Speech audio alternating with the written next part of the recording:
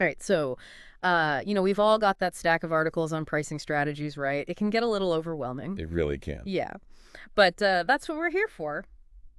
On today's deep dive, we're going to help you pull out the important stuff from this excerpt Yeah, from pricing strategies for higher profit margins. right. We're not just shooting for like a basic understanding. No, no. We want you to actually walk away from this deep dive with the power to set prices strategically. For sure. And it is interesting how many businesses I see. Right. They just pour their heart and soul into these amazing products or services they're offering. Yeah. But they kind of just fall apart when it comes to pricing them effectively. It's like they baked this incredible cake, Yeah. but they forgot to put a price tag on it. Mm. People might be lining up to try it, you Yeah. know?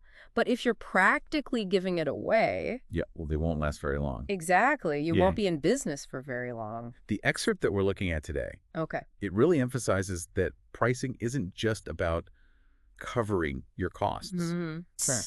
It's about capturing that value. Oh, capturing value Let- at your delivery. To your customers. I'm intrigued. How do we actually capture value through pricing? Well, What does that even look like in the real world? I think it all starts with understanding that the price that you set for something, Okay. that should reflect the benefit your customer receives, Okay. not just what it costs you to produce. I see. So let's say, for instance, you've developed a piece of software Okay. that can save businesses 10 hours of work every week. 10 hours. That's huge. I can already imagine businesses, Right. jumping at that opportunity for an efficiency boost like that. Exactly. So instead of basing your pricing on, all the development costs, Yeah. you've got to shift your focus to the value of those 10 hours that you've saved them. Okay. Think about it. How much is that time worth to the customer? What could they achieve with all those extra hours? Right. That's the value that you need to capture in your pricing. So it's less about like your internal costs and more about the impact that your product has Yeah, on their bottom line. absolutely. The excerpt highlights some really effective strategies Okay, cool. for putting this into practice. All right. And one of those that really stands out is tiered pricing. Oh, tiered pricing. And that's not just about offering different options. Well, I see. It's about strategically designing those tiers Yeah. to maximize profit Okay. by appealing to different customer motivations. I've definitely seen tiered pricing before, like software subscriptions. For sure. You've got the basic plan and then the premium plan and Mhm. then the enterprise level for the big companies. Exactly.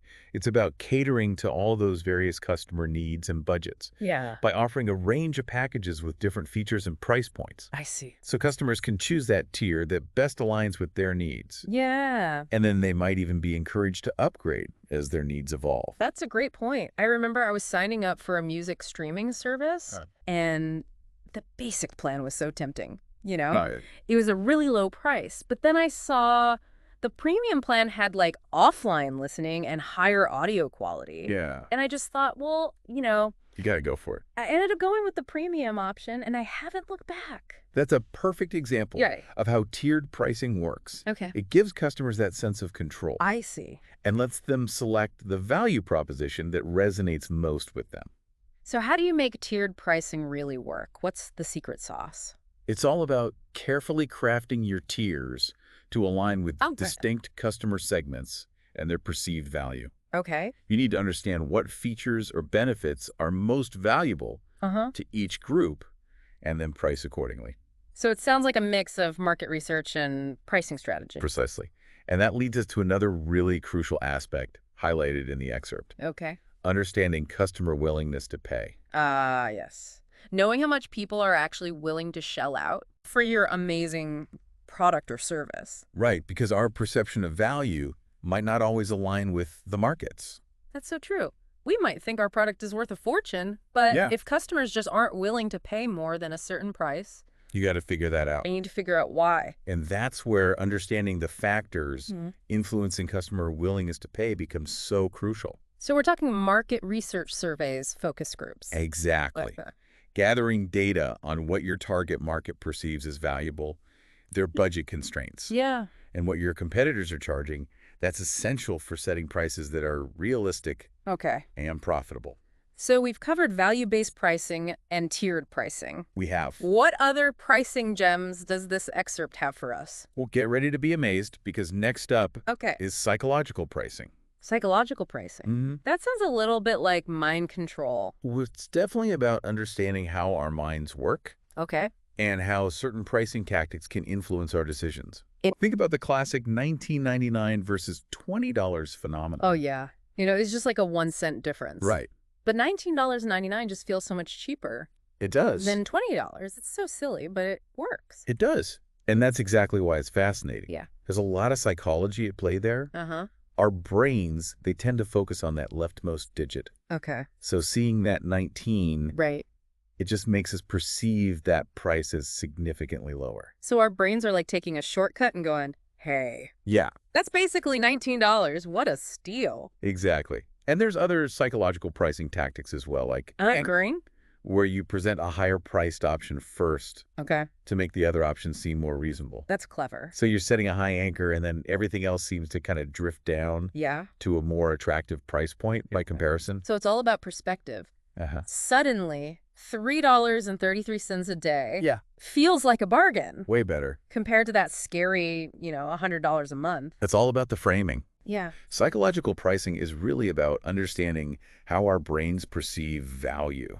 Okay. And using that to gently nudge customers in the right direction. It's really making me think about how businesses use these subtle tactics. What happens all the time? To influence our decisions. It does. It's a powerful tool. Yeah. When it's used responsibly. Responsibly, yeah. But let's move on to another tried and true method. Okay. Bundle pricing. Yeah. I'm curious, have you ever found yourself swayed by a good bundle deal? Oh, absolutely. I am such a sucker for a good bundle. Really? Just last week, I bought a whole skincare set. Okay. It had the cleanser, the moisturizer, and the serum. Wow. Even though I really only needed the serum. But it was a bundle. Right. So it felt like an amazing deal. It's hard to resist. I couldn't resist. That's the classic bundle effect in action. Really? By grouping those complementary products or services together and offering them at a discounted rate, you create the perception of getting more value for your money. And it totally works. And now I have a cleanser and moisturizer I don't even need. You got the whole set. But it felt like such a good deal. It taps into that, desire to be a smart shopper. Absolutely. Bundling is a really powerful way to incentivize customers to buy more, increase your average transaction value, and even clear out some of that slower moving inventory. So we've covered value-based pricing, tiered pricing, the fascinating world of psychological pricing, and the allure of the bundle. Right. What's the last strategy in our pricing toolkit? The last one, and perhaps the most adaptable, is dynamic pricing. Dynamic pricing. Sounds intense. It can be. Dynamic pricing involves adjusting your prices based on various factors like demand, competition, or even customer behavior. So it's not about setting a fixed price and sticking to it, right? But more about adapting and optimizing based on real-time conditions. Exactly. Think about airlines and ride-sharing apps. They're the masters of dynamic pricing. Like how flight prices seem to change so much depending on the day of the week or the time of year, or even like random factors, I feel like. Exactly.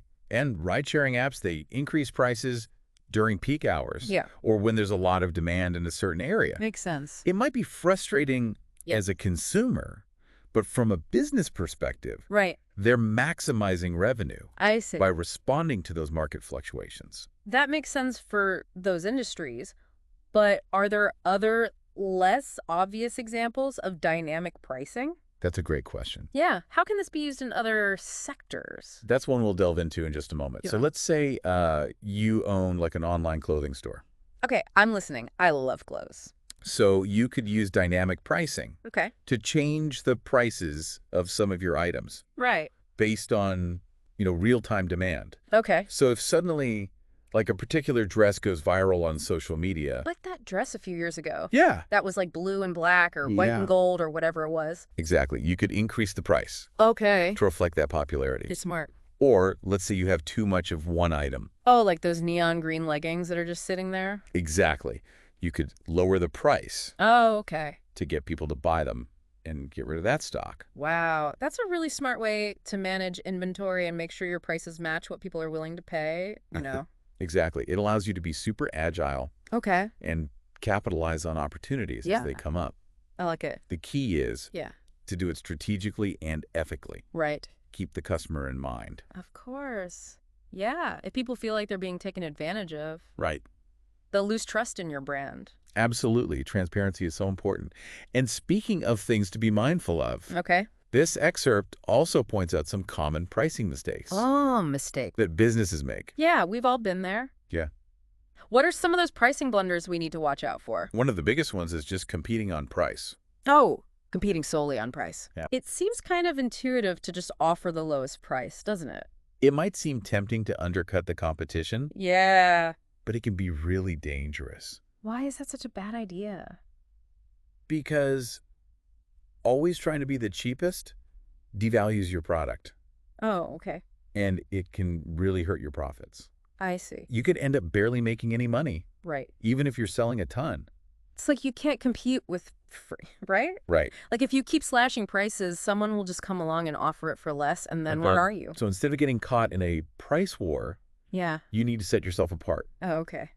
based on value and quality customer service, Okay. a unique brand experience. So basically build something great that people want Yeah, and then price it accordingly. exactly. And that brings us back to understanding what your customer is willing to pay, Right. which is another mistake businesses often make. Okay. They just don't put enough effort into understanding what their market values. Makes sense if you don't know what your customers will pay. Yeah. You're just guessing with your pricing. Exactly. You need to do proper market research.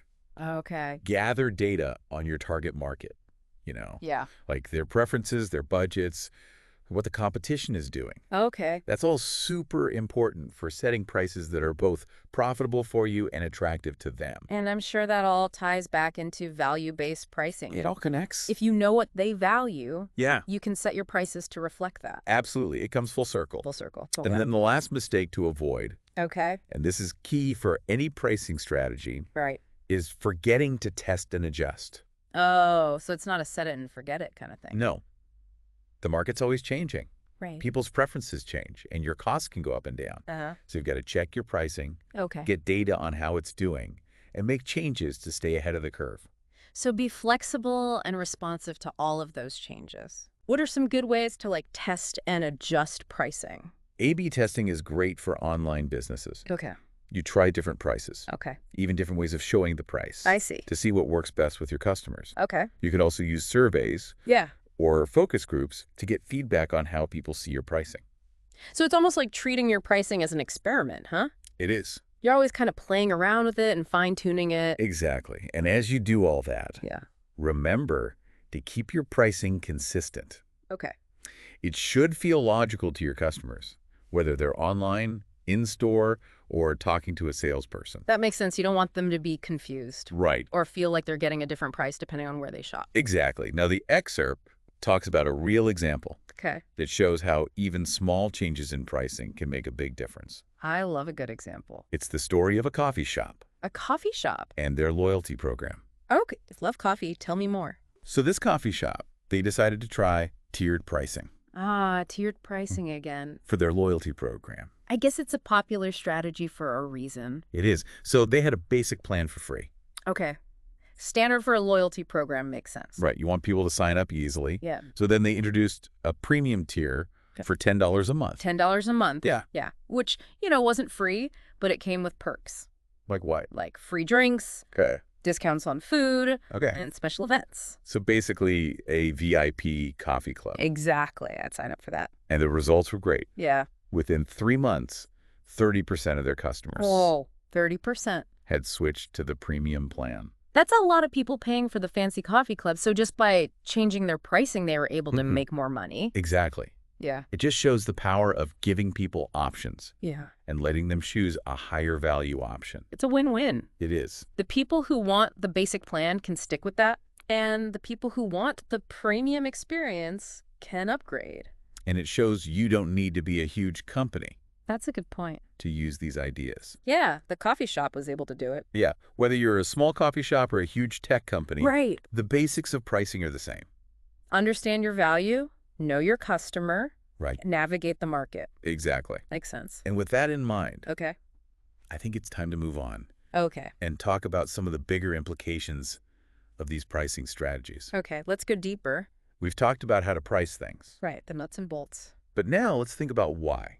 Oh, the why. let's look at some of the reasons why businesses choose certain pricing strategies. That's interesting. So we're going beyond the how-to and into the motivations. Exactly. What are some of the big motivators that we're going to uncover? Well, for one, some businesses just want to make as much profit as possible. Okay, so profit maximization. That's a big one. They use aggressive pricing to get as much money as they can from each customer. Okay, so we've got the profit maximizers on one end. What about businesses that aren't just about squeezing every penny out of their customers? Right. What other reasons are there? Well, some businesses prioritize market share. Oh, market share over profits. Yeah, they might even sacrifice some profit margin at the beginning to try and get a bigger piece of the market. So they're in it for the long game, huh? Exactly. They want to dominate later on. And then there are those that are really focused on customer loyalty. Oh, okay. Building those relationships. Yeah, so their prices might be a little lower, but they want to seem fair and transparent. Yeah, that makes sense. Happy, loyal customers, Right. They come back again and again. Exactly. And let's not forget about innovation. Oh, innovation. Some companies use pricing to push innovation and stay ahead of the game. I see. They might charge a premium for the newest products, knowing that some people will pay more for the latest and greatest. So they're not just making money, they're also showing that they're innovators and attracting those customers who always want the newest thing. And all of these different motivations can influence their pricing strategies. It's kind of like a puzzle, isn't it? Yeah. Each piece is a different factor. Right. Like profit goals, market share, customer loyalty, innovation, and they all fit together. It is like a puzzle. To create the bigger picture. Yeah, you got to find the right balance between all those things and come up with a pricing strategy that matches your business goals. Wow. This deep dive has been so insightful. It has. We've learned about the strategies, the psychology, and even the motivations behind pricing. We've learned that pricing isn't just about numbers. Right. It's about understanding people and the market. Exactly. So if you're feeling ready to tackle your own pricing strategies, here are 3 things to keep in mind. Okay. Number 1, focus on value, not just costs. Right. Your price should show the benefit to the customer. Yeah, not just what it costs you. Number 2, know your customer. That's so important. Do your market research. Yeah. Understand their needs, what they're willing to pay, and how they see your value. Right. Number 3, don't be afraid to try things out. Experiment. Pricing is a process. It is. You're always tweaking and improving it. Test different things, track the results, and adjust as you go. And remember, pricing is a powerful tool. Absolutely. It can make you more profitable, shape how customers see you. For sure. And even drive innovation. But you got to use it carefully. Yes, strategically and always with the customer in mind. Exactly. And if you're leaving this deep dive with more questions, that's a good thing. It means we got you thinking. It means you're thinking about pricing the right way. So keep learning and keep those profit margins healthy. Until next time, happy pricing.